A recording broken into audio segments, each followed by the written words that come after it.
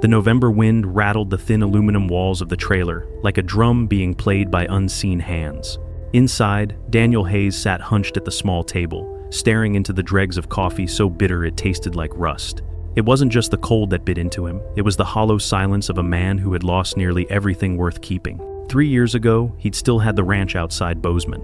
1,000 acres of grazing land, 30 head of cattle, and dreams of growing old in the saddle like his father and grandfather before him. But dreams were expensive, and when tragedy struck his wife's accident on an icy highway, her long stay in the hospital, the avalanche of medical bills that followed, dreams didn't count for much. The bank had come calling.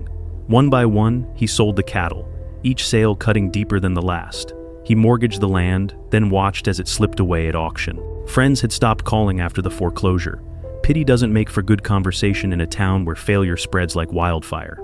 Now, at 47, Daniel lived in a tin can trailer at the edge of a truck stop, with nothing left but debts, regrets, and a dog-eared photo of the woman he couldn't save from more than her broken bones. When the knock came at his door that night, he nearly spilled the last of the coffee in his mug. Nobody knocked here.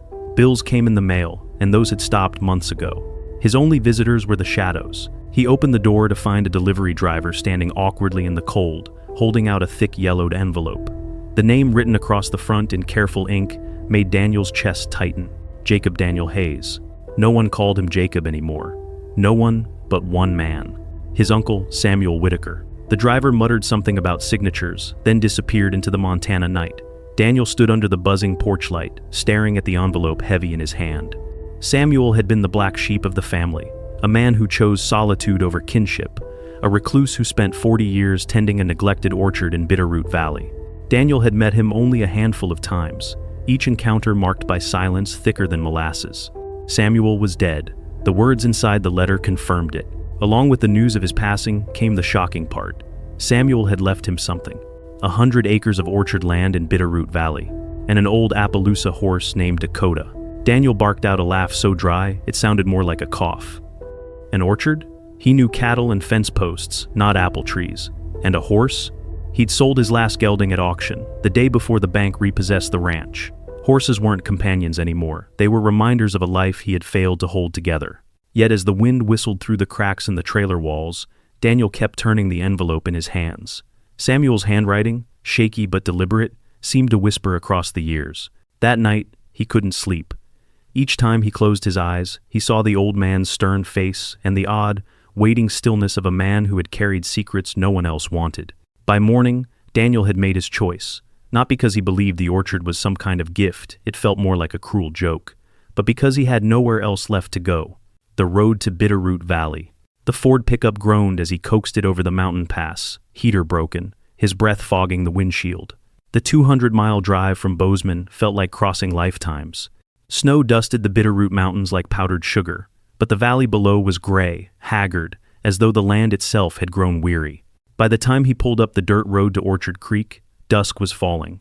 Purple twilight bruised the sky, and the temperature dropped hard enough to sting. What he found looked less like an inheritance and more like a graveyard. The orchard stretched out before him, trees twisted and broken, bark scarred black, branches clawing at the sky.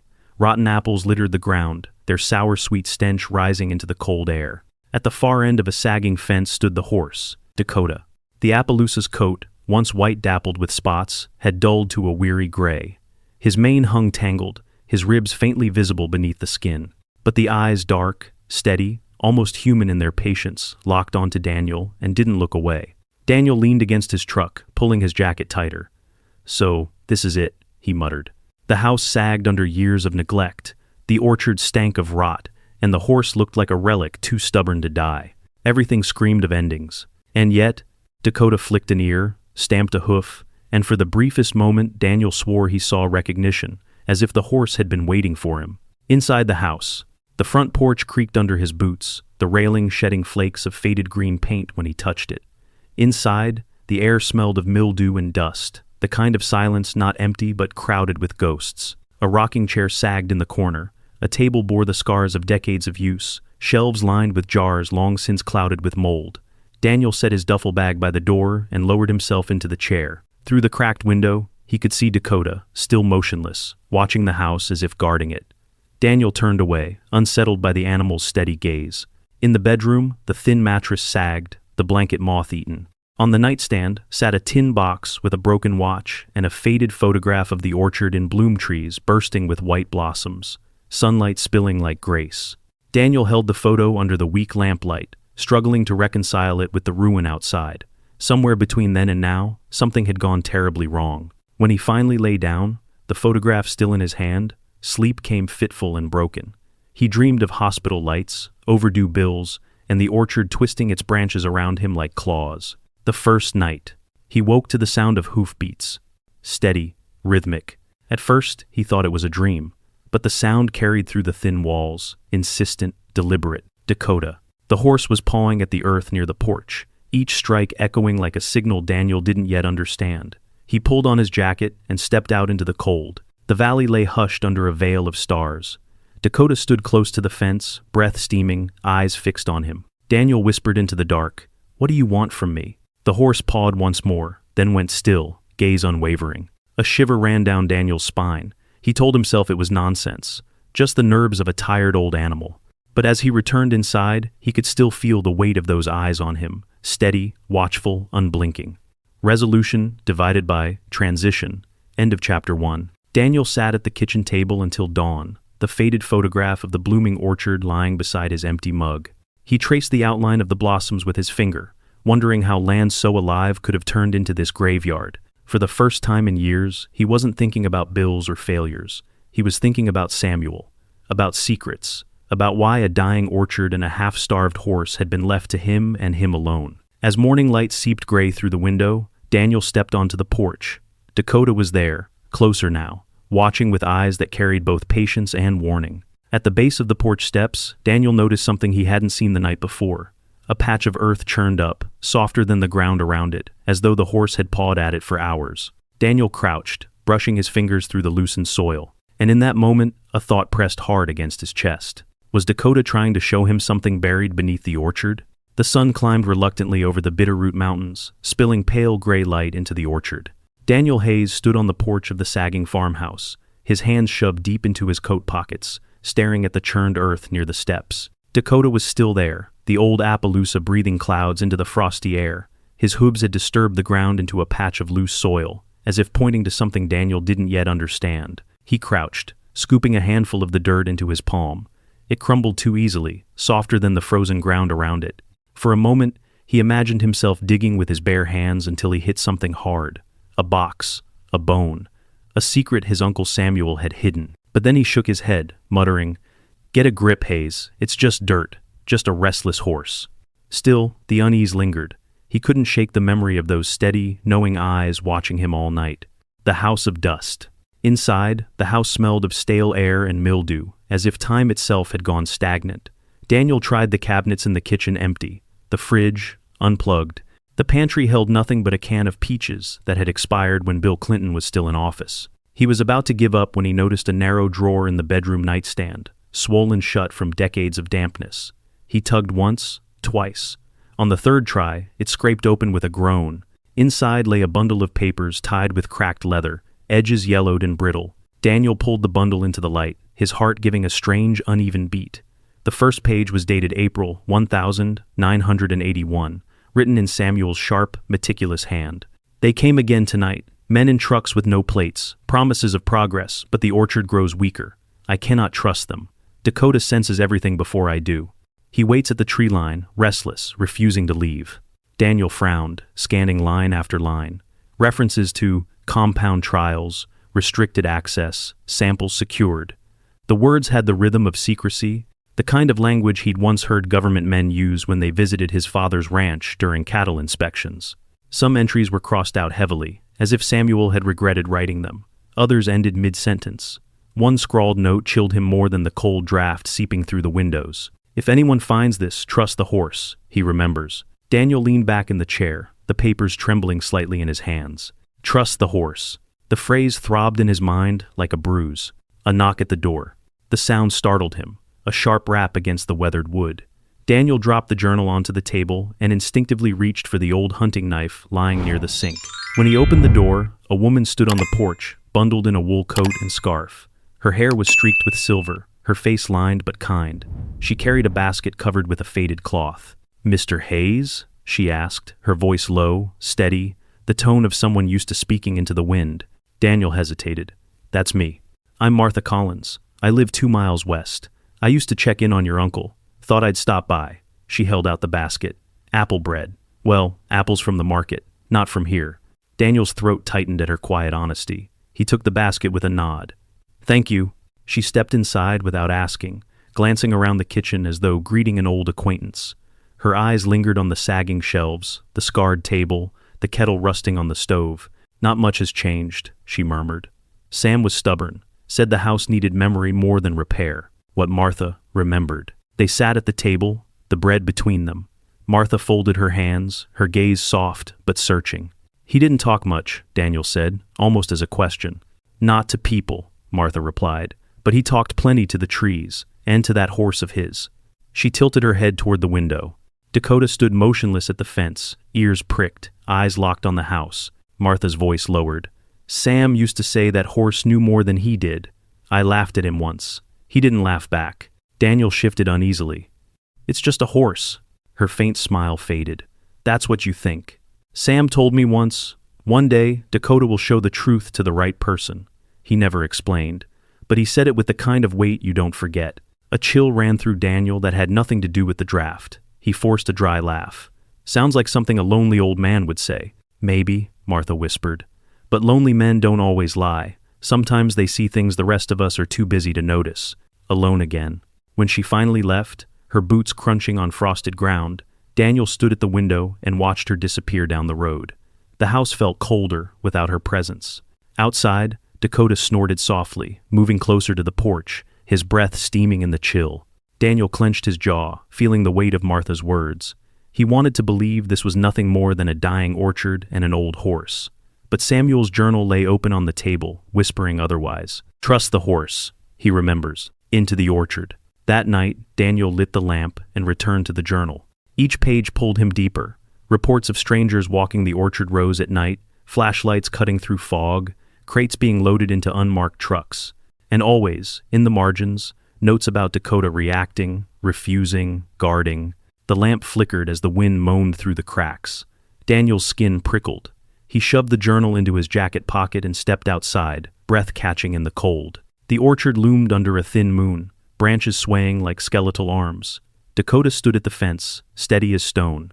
When Daniel approached, the horse pawed the ground once, deliberate, echoing the same gesture from the night before. Daniel reached out, hand trembling, brushing the animal's tangled mane.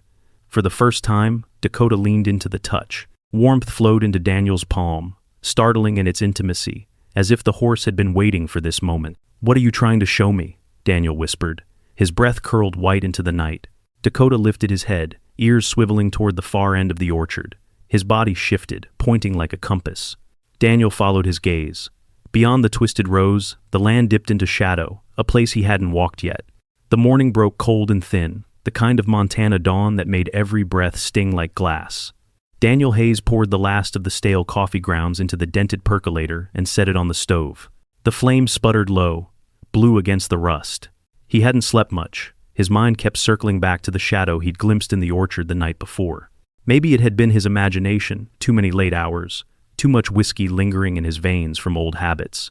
But the unease had stayed with him, gnawing. Dakota had stood guard outside until first light, ears pricked, gaze fixed toward the valley as if daring the night to cross his fence. Daniel tried to shake the thought away. He had bigger problems. The journal lay on the table, open to the words he couldn't unsee. "Trust the horse." He remembers. He rubbed his temples. "Hell of a thing to inherit, Sam," he muttered. The SUV, the sound of tires on gravel cut through the quiet. Daniel froze, mug halfway to his lips. Coffee sloshed dark against the rim. He stepped to the window. A black SUV rolled up the dirt road, sleek and gleaming against the ruin of the orchard. Too polished, too expensive, too out of place. The vehicle slowed to a stop just beyond the sagging gate. 3 men stepped out. They wore dark coats despite the morning sun, their movements practiced, efficient. The tallest adjusted his tie, scanning the property like a man evaluating machinery. Another leaned casually against the hood, lighting a cigarette. The third stood perfectly still, hands clasped, expression unreadable. Daniel's stomach tightened. These weren't neighbors. Behind him, Dakota snorted, ears flat, muscles tense as he pressed against the fence line. The offer. Daniel stepped out onto the porch, his boots hitting the boards hard. He folded his arms across his chest, squinting into the cold light. The tall man called across the distance, his voice smooth, almost polite. "Mr. Hayes, is it?" Daniel didn't answer, just watched. "We represent parties interested in this land," the man continued. "It's not worth much in its current state, as I'm sure you've noticed. But we'd be willing to take it off your hands for a fair price." Daniel felt heat rise in his chest. "Not for sale." The man's smile thinned. "You might reconsider. A property like this can be burdensome. Taxes, upkeep, liability. We're here to offer relief." I said no. Silence stretched. Behind him, Dakota let out a sharp whinny, stomping hard against the frozen ground. The cigarette smoker flicked his ash, grinning faintly. The third man just stared, unblinking. Finally, the tall man inclined his head. "Think about it. We'll be in touch." They returned to the SUV, tires spitting gravel as the vehicle backed down the road and vanished around the bend. The Watcher. Daniel stood long after the sound had faded, fists clenched at his sides. His jaw ached from grinding his teeth. Dakota exhaled loudly, a sound almost human in its release. Daniel turned. The horse's dark eyes met his own. "You saw it too," Daniel muttered. The horse flicked an ear but didn't look away. That night, Daniel couldn't settle. Every creak of the house felt amplified, every gust of wind like footsteps. He sat at the table with the journal open, rereading lines until the words blurred. "If anyone finds this, trust the horse." Outside, Dakota paced the fence, his silhouette moving back and forth, restless. Near midnight, Daniel heard it. Footsteps. Not his imagination this time, not the wind.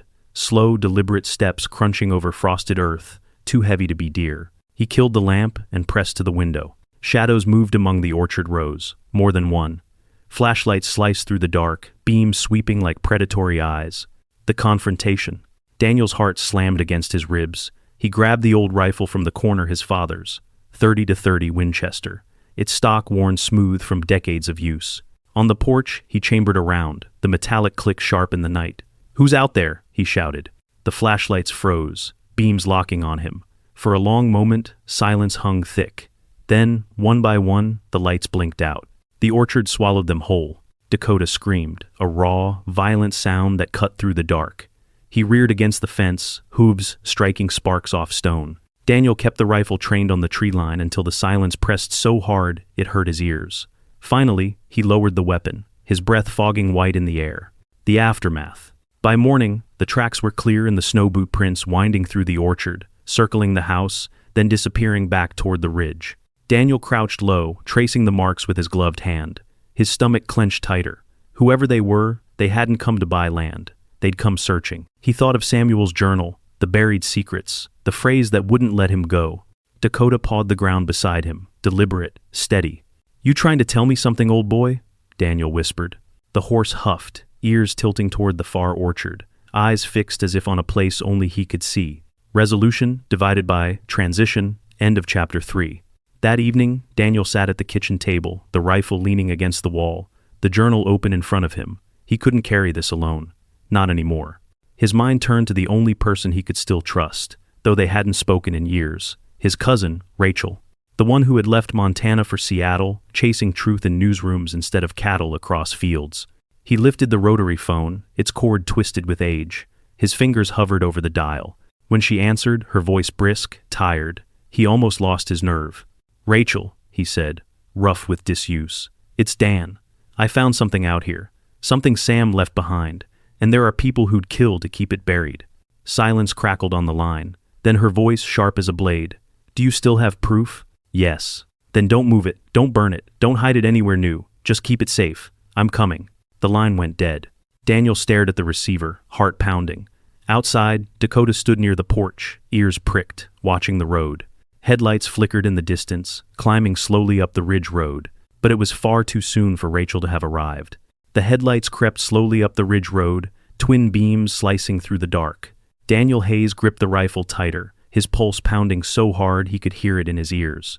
It was too soon for Rachel. She was hours away, even if she'd left the city the moment she hung up the phone. Dakota shifted in the paddock, ears flat, body stiff, his breath steaming like smoke in the cold air. The horse's instinct had already made its verdict. Danger. Daniel braced himself on the porch, his boots planted solid on the creaking boards. He raised the rifle to his shoulder, sighted down the barrel. The vehicle rolled closer, gravel crunching under its tires until it stopped just beyond the gate. The door opened. A figure stepped out, smaller, slighter than the men from before. A woman's voice called, steady and calm, carrying easily in the night air. "Dan, put that damn gun down before you hurt yourself."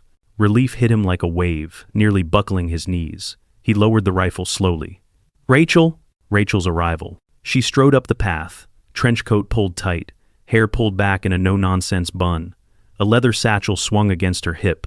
Her presence filled the night with energy, sharp and unrelenting, like a storm cutting through still air. Daniel couldn't help a crooked smile. "You made good time." She arched a brow.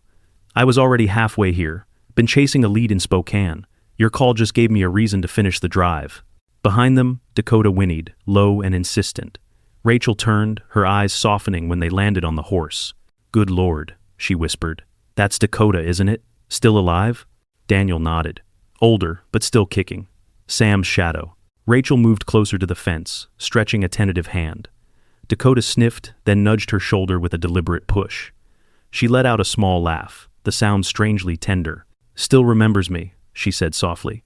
"He used to follow us everywhere as kids. Guess he hasn't changed much." Daniel glanced toward the orchard, shadowed and restless under the thin moon. "Don't be so sure. He's been guiding me, like he knows where the bones are buried." Rachel's gaze snapped back to him, sharp.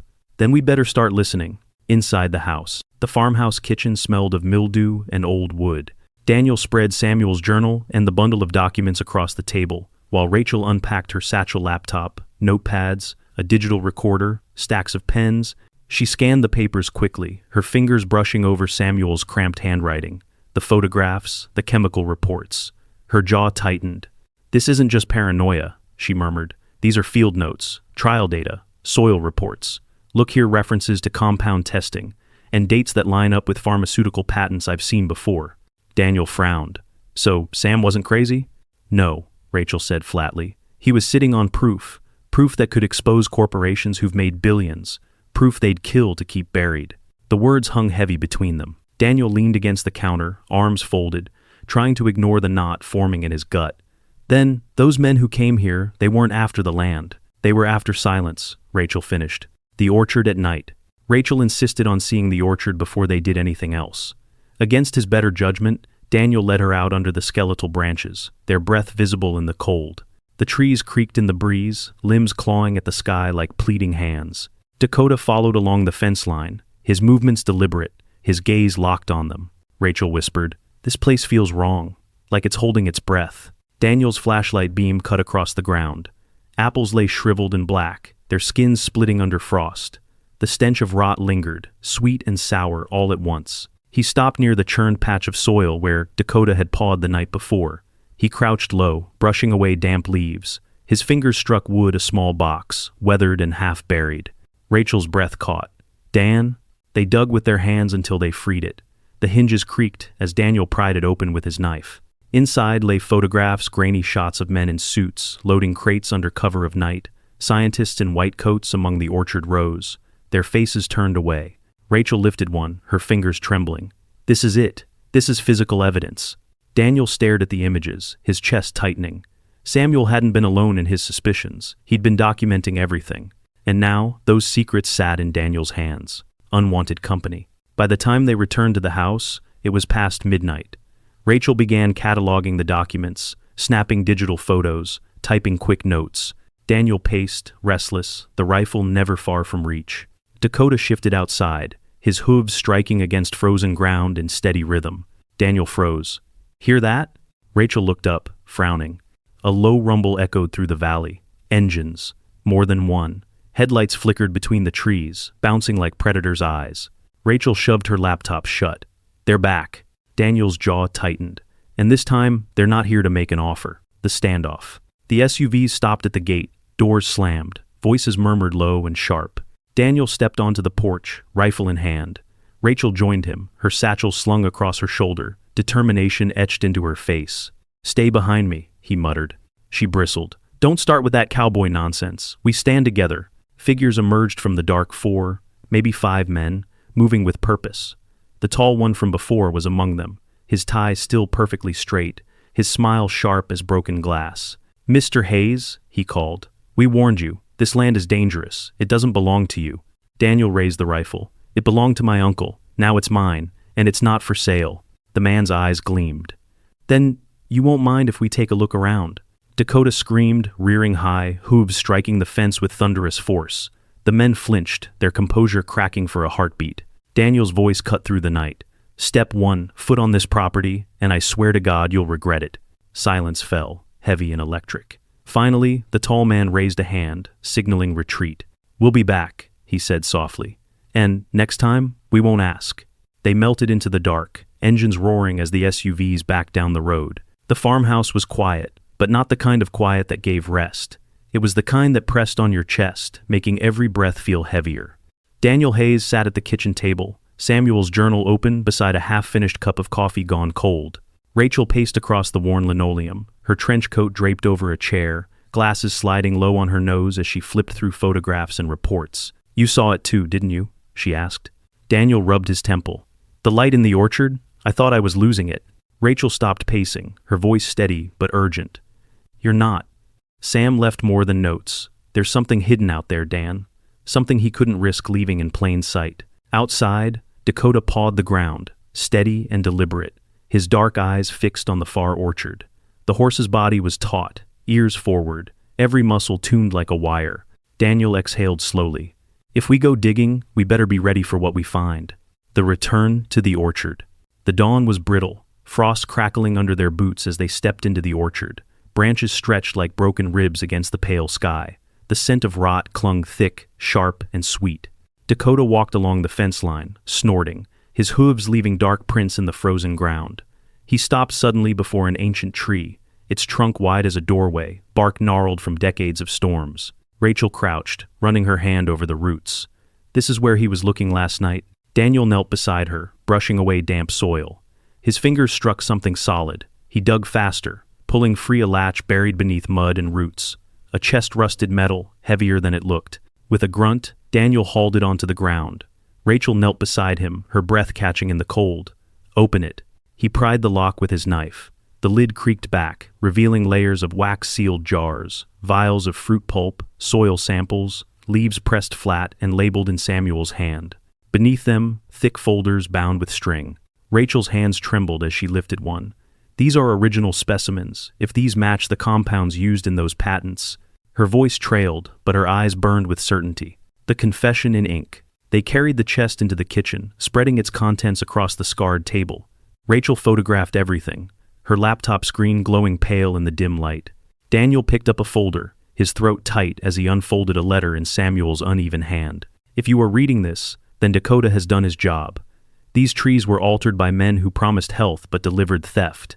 Their compounds became the foundation of medicines worth fortunes.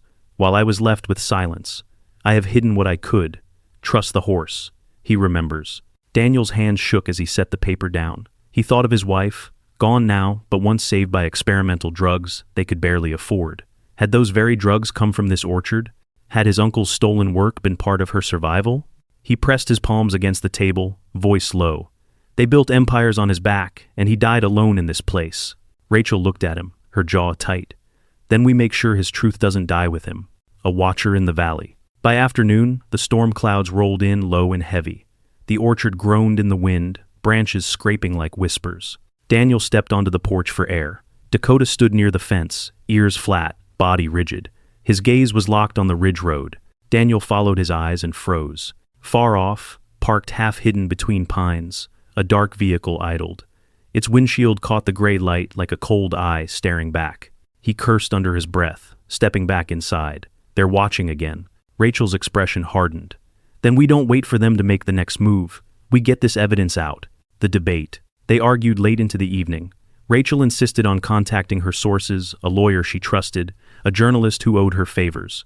Daniel bristled at the thought of strangers handling Samuel's legacy. "You think a headline will protect us?" he snapped. "These men don't care about truth. They care about erasing it."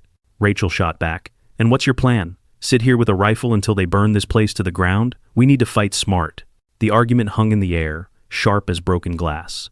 Outside, Dakota stamped and whinnied, the the sound cutting through their tension like a warning. Daniel rubbed his face, voice quieter. "We can't stay here, not with them circling." Rachel leaned closer. "Then where?" His answer came before he thought it through. "The plateau. Sam used it once. It's hidden, defensible. Dakota led me there during the storm. If there's more buried, that's where it'll be." The journey up. They packed what they could, folders, vials, photographs, into waterproof bags. Daniel slung the rifle across his back. Rachel strapped her laptop tight against her chest. The wind howled as they followed Dakota through the orchard, his steps sure and deliberate. The trail climbed steep, mud sucking at their boots, branches clawing their sleeves. Lightning flickered far off, a storm dragging its weight across the horizon. Daniel muttered, "Feels like déjà vu. Last time I ran this trail, they were right behind me." Rachel glanced back, eyes narrowing. Let's hope history doesn't repeat. But when they reached the plateau, breathless and mud-streaked, Daniel saw it. Tire tracks carved deep into the earth. Rachel crouched, touching the grooves with her fingertips. Her face went pale. "We're not the first ones up here." The discovery. Beneath an outcrop of stone, half hidden under a tarp weighed down with rocks, they found another container. Larger than the chest from the orchard, reinforced steel. Daniel and Rachel dragged it into the open, hearts pounding. The lock was new, not rusted like Samuel's. Daniel's pulse spiked. "Someone's been here recently." Rachel's eyes flashed. "Open it." He pried with the crowbar until the latch snapped. The lid groaned, revealing rows of sealed jars, folders stamped with government letterheads, chemical formulas scrawled in tight script, and at the bottom, a black case marked with a symbol Daniel didn't recognize, an eagle clutching a serpent. Rachel inhaled sharply. "That's federal. This wasn't just corporations, Dan. The government was in on it." The wind rose, whipping their hair into their faces, carrying the scent of rain and ozone. Daniel whispered, "Sam wasn't just keeping secrets, he was guarding a crime." Resolution divided by transition. End of chapter 5. They knelt in silence, the case open between them, the storm breaking overhead. Rachel's voice trembled, a mix of awe and fear. If this gets out, it could shake the whole industry, maybe even Washington. Daniel stared at the black case, his stomach twisting. "Which means they'll do more than circle the property. They'll come with everything they've got." A branch cracked behind them, both whipped around, hearts hammering. For an instant, Daniel thought it was just the wind, until he saw it. A figure standing at the edge of the plateau, half hidden in shadow, watching them. The storm's lightning flashed, and the man's face was unmistakable. The tall stranger with the perfect tie. He wasn't alone this time, and Daniel realized they'd walked straight into the trap. The storm bore down on the plateau, rain slashing sideways, thunder rolling so close it rattled the rocks beneath their feet. Daniel Hayes gripped the crowbar in one hand, the rifle slung awkwardly across his back, his pulse hammering so hard he could taste copper. Rachel stood beside him, soaked through, her satchel clutched tight against her chest. The steel container gaped open at their feet, jars and folders gleaming under flashes of lightning. Proof, undeniable and terrifying. And standing at the edge of the plateau, framed by the storm's light, was the tall man with the perfect tie. His face was calm, composed, even as the rain streamed down. He wasn't alone. Figures emerged behind him, 4, maybe 5 men, their movements precise, purposeful. The storm swallowed their words, but their intent was clear in the way they advanced. Steady, certain, as if they already knew Daniel and Rachel had no way out. The first move. Daniel raised his voice above the wind. "Stay back." The tall man didn't flinch. He lifted a hand, a gesture of command, and the others stopped. His voice carried eerily smooth over the roar of the storm. "Mr. Hayes, Miss Carter, you've found something that doesn't belong to you." Rachel's jaw tightened. It belonged to Samuel, and now it belongs to the truth. The man's smile was faint, polite, but cold. "Truth is a luxury. Order is survival. Hand it over, and you walk away alive." Daniel's fingers tightened on the crowbar. "And if we don't?" The man's eyes gleamed in the lightning. "Then you don't walk away." Dakota's defiance. A scream tore through the storm, raw, piercing. Dakota. The old Appaloosa appeared on the ridge path, mane plastered to his neck, hooves striking sparks against the wet stone. His eyes blazed, ears flat, every muscle trembling with fury. He charged down the trail, slamming against the fence line that edged the plateau. The sound cracked like thunder itself. The men faltered, their composure breaking for the first time. One cursed, stumbling back. Another lifted a weapon half hidden beneath his coat. Rachel shouted, "Dan!" Daniel swung the rifle forward, chambering around with a metallic snap. Nobody moves! The standoff. Rain hammered the plateau, soaking everything, blurring edges into a smear of gray. For a breathless moment, no one moved. Daniel's voice cut through the storm. You don't belong here. You don't own this. Sam gave his life guarding it, and I'll do the same if I have to. The tall man's expression hardened. Bravery is admirable, but it won't save you. He snapped his fingers. The others advanced. Rachel's grip tightened on Daniel's arm. We can't fight them all. Daniel's mind raced. He glanced at the container, at the folders and vials that could topple empires or get them both killed. He had no plan, only instinct. Dakota screamed again, pawing the earth, his body a wall of fury. The break. Lightning split the sky, blinding white. In that flash, Daniel made his choice. Grab what you can, he shouted to Rachel. She stuffed the black case into her satchel, folders spilling across the mud. Daniel swung the rifle, firing a warning shot into the air. The crack echoed through the valley. The men ducked, startled but not deterred. The tall man's voice cut sharp. Take them alive! Chaos erupted. Rachel ran for the ridge path, Dakota pressing close like a shield. Daniel fired again, this time low, forcing two men to dive for cover. He grabbed Rachel's hand, dragging her toward the narrow trail. Bullets cracked behind them, stone shards exploding off the cliff face. The flight down.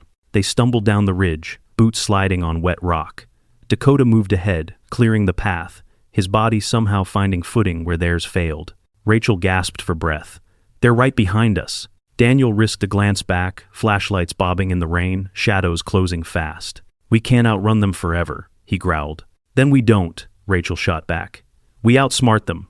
They skidded into a narrow ravine where water rushed like a vein of silver through the earth. Daniel shoved Rachel against the stone wall, pressing flat as the storm drowned their breath. Dakota stood guard, ears swiveling, his body trembling but unyielding. The men thundered past above, flashlights cutting jagged arcs across the rain. For a moment, Daniel dared to hope they'd lost them, the whisper in the dark. But then Rachel froze, her eyes locked on the rock wall behind her. Dan, she whispered, look. There, half hidden by moss and water, was a narrow opening, a man-sized gap leading deeper into the earth. Daniel ran his hand along the edge, smooth stone, not natural. Sam knew this was here. Rachel's voice trembled with awe. He built a way out. Another gunshot cracked above, too close. Pebbles rained down as bullets chipped stone. Daniel grabbed her hand. No choice. We go in. The hidden passage. The tunnel was tight, damp, the ceiling low enough that Daniel had to duck. The air was heavy with earth and mildew. Their footsteps echoed in the dark, mingling with the pounding storm above. Rachel clutched the satchel to her chest, every muscle taut. Where does this lead? Daniel's voice was grim. Hopefully somewhere they don't know. Behind them, Dakota snorted, his hooves clanging against stone as he followed without hesitation. Somehow, impossibly, the horse moved as if he'd walked this path 100 times. Rachel glanced back, breathless. How the hell does he know where to go? Daniel didn't answer. He already knew. Sam. The horse remembers. The tunnel narrowed, forcing Daniel Hayes to hunch low, his palms pressed against damp stone as he guided Rachel forward. Behind them, Dakota's hooves struck sparks in the confined darkness, his body filling the passage with steady, unshakable presence. The faint glow ahead pulsed like a living thing, bleeding through cracks in the rock. It wasn't natural. It wasn't firelight or moonlight. It was something else older, hidden, waiting. Rachel's breath came fast, shallow. Dan, are you sure about this? No, Daniel admitted. His voice was hoarse, but his steps didn't falter. But Sam led us here. Or maybe Dakota did. Either way, we don't turn back now. The tunnel opened suddenly into a vast chamber. The glow washed over them in ghostly waves, illuminating walls carved smooth, reinforced with steel beams so old they were rusting at the joints.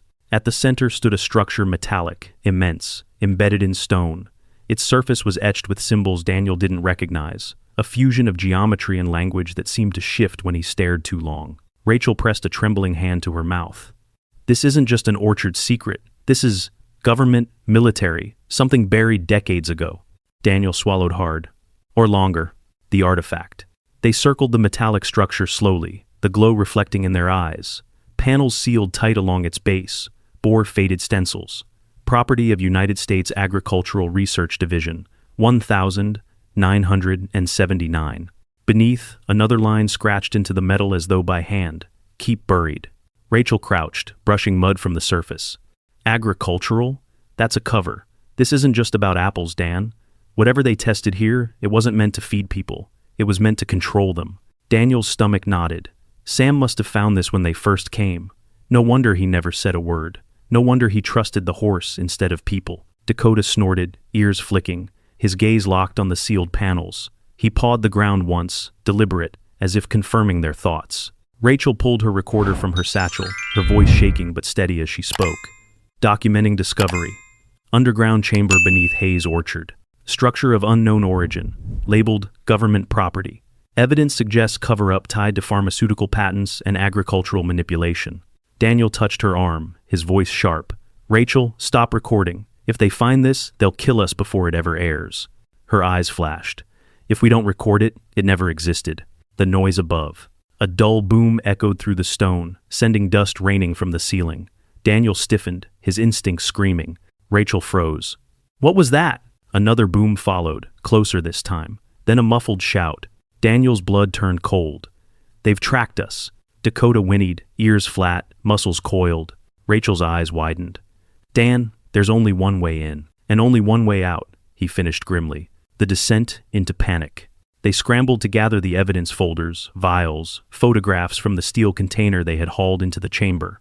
Rachel stuffed what she could into her satchel, her fingers fumbling with the straps. The glow from the structure pulsed harder, as though responding to the noise above, throbbing like a heartbeat echoing in stone. Daniel stared at it, a sick thought clawing at his chest. What if it's not just storage? What if it's alive? Rachel's voice cracked with urgency. Then we don't have time to argue about it. Another blast shook the chamber. This one carried voices sharp, commanding, cutting through the tunnel. The men were coming. The decision. Daniel looked at Rachel. Her eyes burned with the same stubborn fire he remembered from childhood, the girl who once rode bareback through storms, who never let go of the reins. Now, she was clutching Samuel's legacy in her arms, daring the world to take it from her. We can't let them have this, he said. His hand brushed the glowing surface of the structure, warmth searing through his palm. Not the files, not this thing, nothing. Rachel's lips parted. Then we bury it deeper, or we blow it to hell. Daniel's chest tightened. And if it takes us with it? Before she could answer, the echo of boots pounded down the tunnel. The first clash. Figures burst into the chamber, flashlights slicing through the glow. The tall man entered last, his tie soaked but still perfectly in place, his smile as sharp as glass. Impressive, he said smoothly. I had my doubts you'd find it.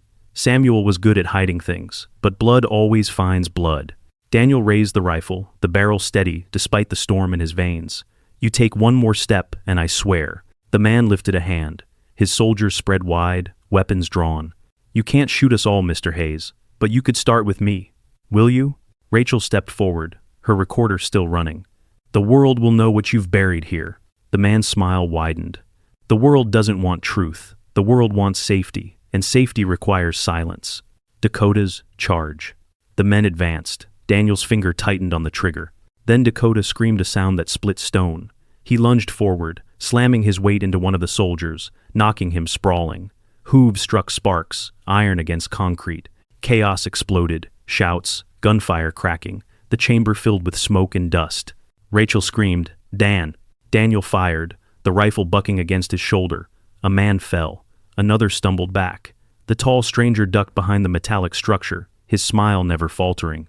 The glow pulsed brighter, feeding on the chaos, filling the chamber with eerie light. The unleashing. A panel on the structure hissed. Seams glowed white-hot. The metallic shell shuddered, releasing a deep vibration that rattled their bones. Rachel's eyes widened in horror. Dan! It's opening! Daniel fired again, desperate to hold the soldiers back. Then we run now. But Dakota didn't move. He stood firm, blocking the tunnel, forcing the men to face him head-on. His body trembled, his eyes blazing like fire itself. For a heartbeat, Daniel understood Sam had trusted the horse because Dakota had been guarding this chamber his entire life. Not just watching, protecting. And now, he was willing to die for it. The tunnel spat Daniel and Rachel into open air. They stumbled out beneath a sky bruised with storm clouds, rain still dripping in steady sheets. Behind them, the earth shook with a final roar, the ground trembling under their boots as if the chamber itself was collapsing. Daniel doubled over, his lungs burning, his rifle clattering to the mud. Rachel sank beside him, clutching the satchel to her chest like a lifeline. For a long moment, neither spoke. The storm had passed, but its echo still pounded inside them. Daniel's voice cracked when he finally spoke. "Dakota!" The memory of the horse's scream tore through him like shrapnel. He pressed a hand to his chest, his breath ragged. Rachel swallowed hard, her face pale, rain streaking down like tears. "We don't know for sure. He might have—" Daniel cut her off, his voice rough. "I know what I heard." Silence fell heavy, broken only by the drip of water from the ridge above. Ashes and smoke. When they returned to the orchard at dawn, the land bore scars of what had happened beneath. Sections of ground had caved inward, leaving jagged hollows between the trees. Smoke curled faintly from fissures in the earth, carrying a bitter chemical stench. The farmhouse still stood, leaning but intact, but the orchard itself looked wounded, its rows of trees shivering in the morning light. Daniel trudged through the mud, scanning every shadow, praying for a sign. His throat tightened with every empty step. Then he saw it. Near the broken fence line, smeared with mud and blood, lay a horseshoe, worn, cracked, but familiar. Daniel picked it up with trembling hands. His chest heaved, grief crashing through him. "He's gone." Rachel touched his shoulder, her voice soft. Maybe not gone, maybe he finished what he was meant to do. Daniel clenched the horseshoe, tears burning hot against the cold air. The evidence. Inside the farmhouse, they spread the satchel's contents across the table. The black case, the folders, the vials of preserved fruit and soil. Proof that Samuel had guarded the orchard's secret for 40 years. Rachel's hands moved quickly, organizing, cataloging, photographing. Her professionalism steadied her, even as fear lingered in her eyes. Daniel sat heavy in a chair, the horseshoe still clutched in his hand. All this. And for what? Sam spent his life in silence. Dakota gave his life to protect it. And us? We're just two more names on their list. Rachel looked at him, her gaze fierce. No, that's what they're counting on. Fear. Silence.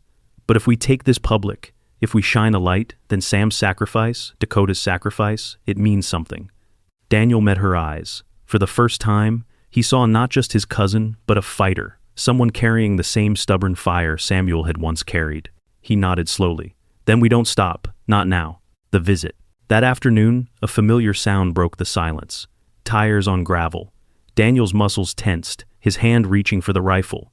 But when the truck came into view, relief softened his grip. Martha Collins stepped out, her wool coat buttoned to her chin, her eyes sharp as she scanned the orchard. She looked older than she had days before, wearier, as if the valley itself had drained her. She walked up the porch, her gaze falling on the papers scattered inside. "So, you found it." Daniel studied her carefully. "Sam told you, didn't he?" She shook her head. "Not everything, just enough to know the land wasn't safe. He said the orchard needed someone stubborn enough to stay, someone who'd listen." Her eyes flicked toward the horseshoe in Daniel's hand. "And someone who'd trust the horse." Daniel's throat tightened. He couldn't speak, so he simply placed the horseshoe on the table, a silent monument. Martha's voice softened. "Sometimes animals carry truths we're too blind to see. Dakota never forgot his duty. Neither should you." The broadcast. That night, Rachel made her move. With Daniel's help, she uploaded photographs, recordings, and Samuel's journal entries to a network of trusted contacts, journalists, lawyers, whistleblowers. The story spread faster than either of them imagined. Headlines appeared by dawn. Hidden experiments in Montana orchard, linked to pharmaceutical giants. Government cover-up exposed. Evidence spanning 4 decades. The horse that guarded the truth. Daniel read the words in disbelief. It felt surreal, seeing their lives compressed into sentences, the orchard reduced to headlines. Rachel squeezed his hand. "We did it, Dan. Sam's story is out. They can't bury it anymore." But Daniel's gaze drifted back to the fence line, to the empty space where Dakota once stood sentinel. A hollow ache gnawed at him. Victory tasted like ash. The story of Daniel Hayes, his late Uncle Samuel, and the steadfast horse Dakota is not just a tale of buried secrets, it's a mirror held up to the human condition. At its heart, this narrative reminds us that truth is rarely comfortable, often inconvenient, and sometimes dangerous, but always necessary. Samuel spent his life guarding a secret that powerful men wanted erased, and Dakota, with silent loyalty, carried that burden when no one else would. That image, the animal standing guard when human courage faltered, touches something primal in us. It shows that fidelity and memory live not only in people, but also in the creatures we sometimes take for granted. For audiences, especially those in the middle seasons of life, the story resonates as a testament to endurance. Daniel's journey is about rediscovering courage after loss, about stepping into a role he never asked for but could not deny. It speaks to anyone who has ever inherited wounds, debts, or responsibilities they did not choose. In those moments, we are reminded that healing does not come from escape, but from confrontation. The orchard, scarred by time and greed, becomes a metaphor for legacy, what we leave behind, and what we protect for the next generation. When Daniel and Rachel choose to expose the truth rather than bury it again, they embody the moral conviction that change begins with the refusal to remain silent. The story's deepest gift lies in its blending of sacrifice and hope. Dakota's fate reminds us that love often looks like protection, even unto the end. And Daniel's final walk among the trees suggests that some bonds between people, between family, even between man and horse, do not die. They endure as long as we honor them.